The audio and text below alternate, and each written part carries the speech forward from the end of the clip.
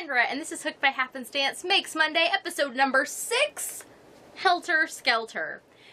And to make the title even more apropos, I have filmed the beginning of this podcast already, completely finished everything, and then accidentally deleted one of the video files.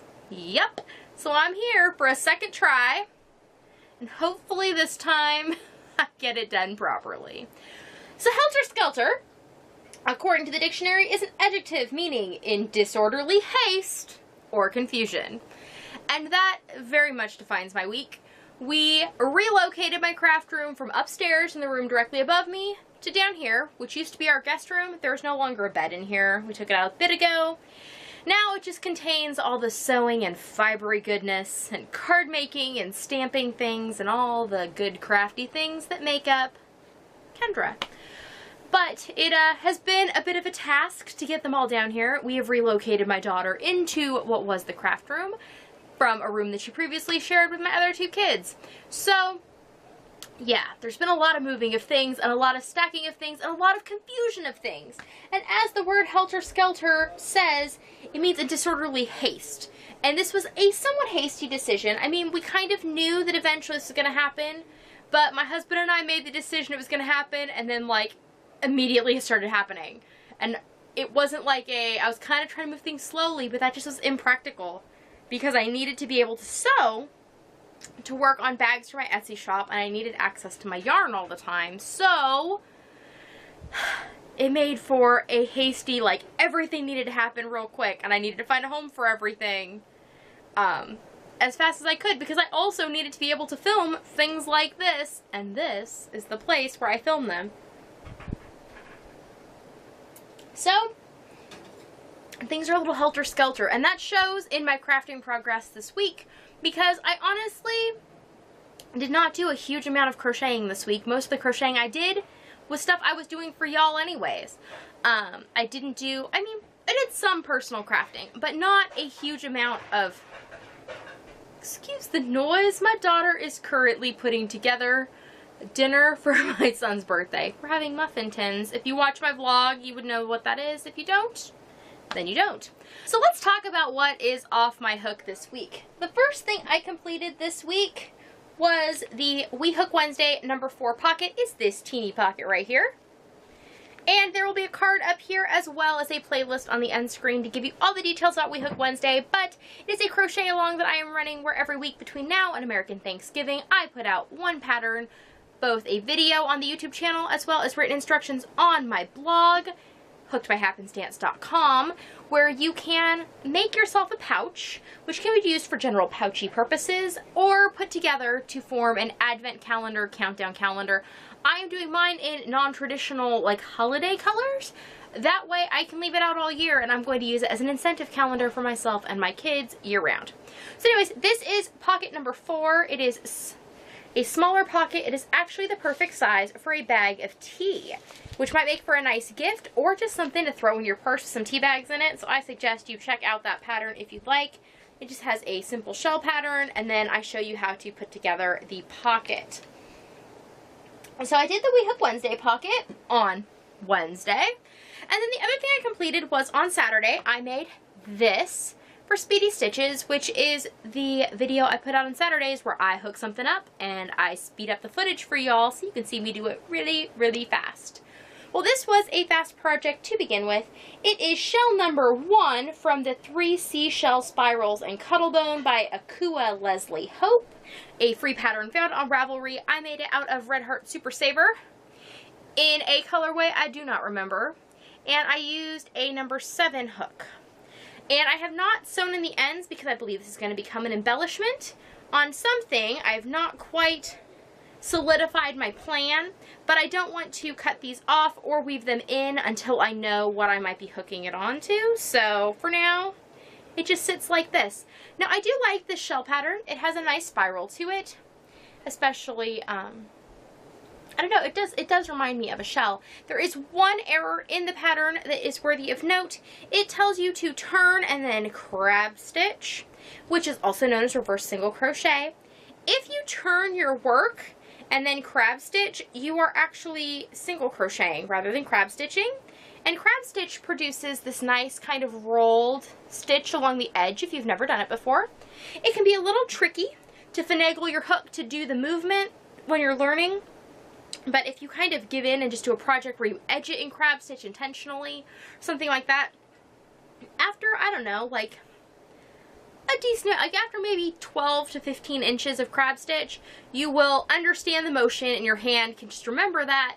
And crab stitch makes a very nice edging for a number of things. It is something I utilize with a decent amount of frequency. So I suggest if you do not know crab stitch or reverse single crochet, that it be something that you add to your repertoire, because it really does give you some nice, simple, fast options for finishing things off. Or when something, the edge is just not making you happy, and doing another row of single or half double crochet, say that might still make things roll or not lay the way you're looking for, a simple crab stitch can fix that.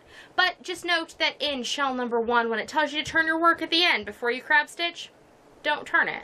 That is not a good plan. You will not be crab stitching in a way that makes sense to me. And the third thing that I finished was something we had to take a little field trip across the room for.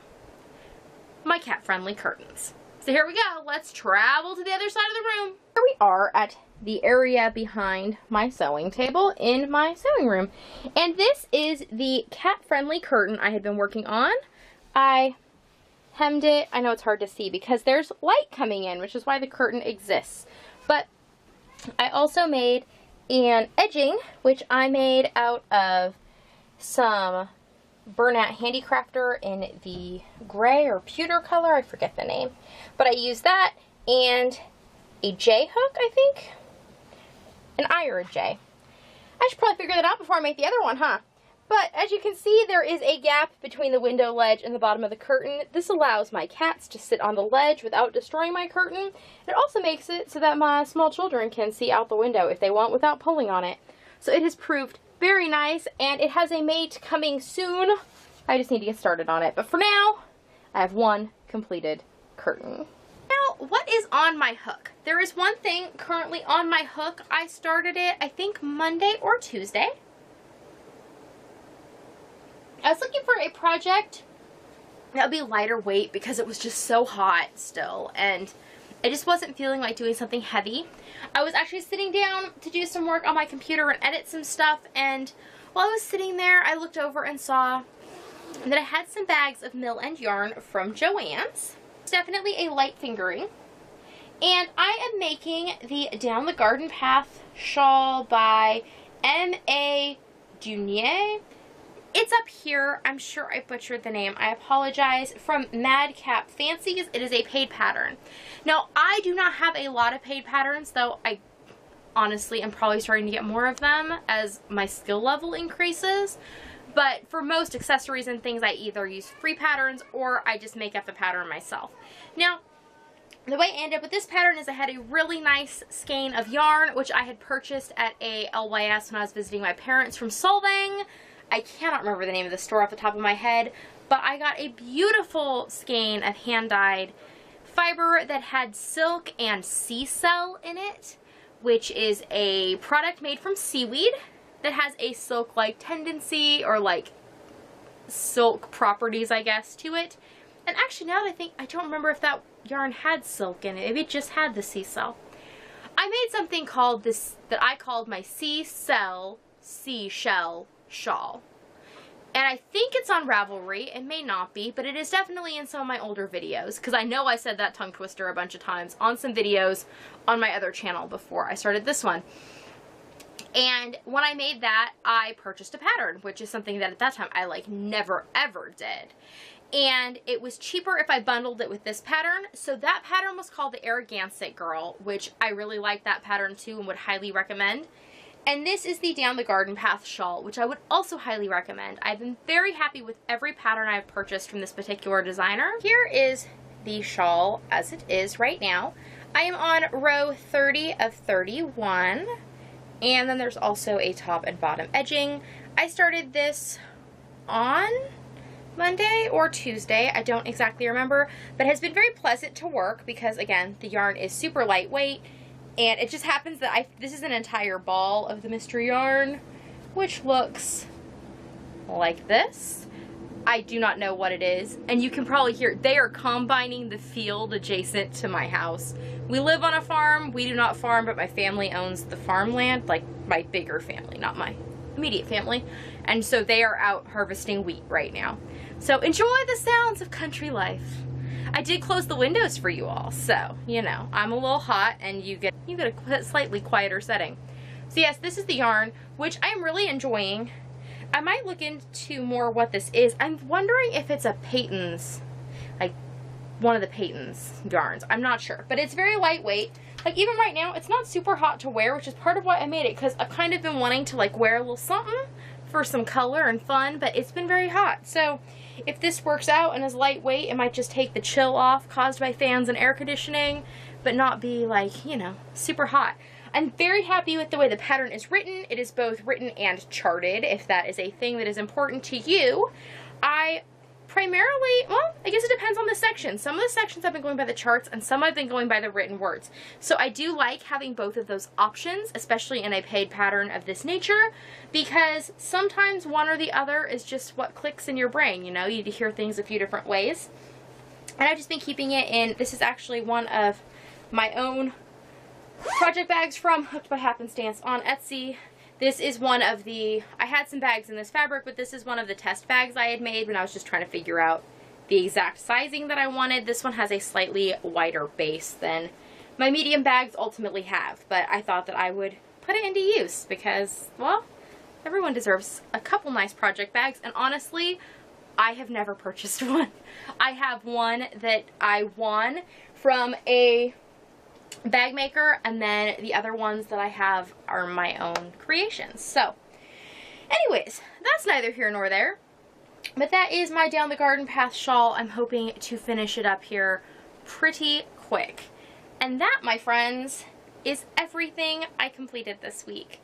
I know there's not that much, but that shawl has a lot of stitches in it. Those mesh panels, as they get bigger, clearly take a lot more time because, you know, they're worked in chains. So, like, as you're progressing up to having however many chains per loop, it's a lot. And the final mesh section that was on the edging, I actually, on the very first loopy doodle section, as I call it, of the mesh, I missed, and I was one loopy doodle short, and I forgot to count. Which means progressively, as you do your increases, I was more loopy doodle short by the end. And that made issues with putting on the edging. So I had to tear out all of the mesh and start over, well, in that section. So that set me back by about a day's crocheting. Otherwise, I would probably have it done right now. But I'm hopeful that maybe this evening or tomorrow it will get worked on.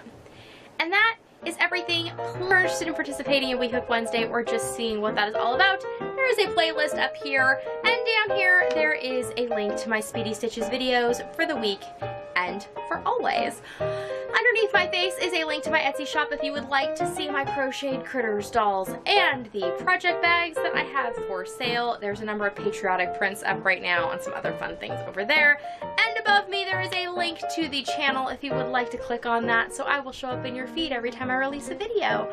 Thanks a lot. We'll see you next time. Bye!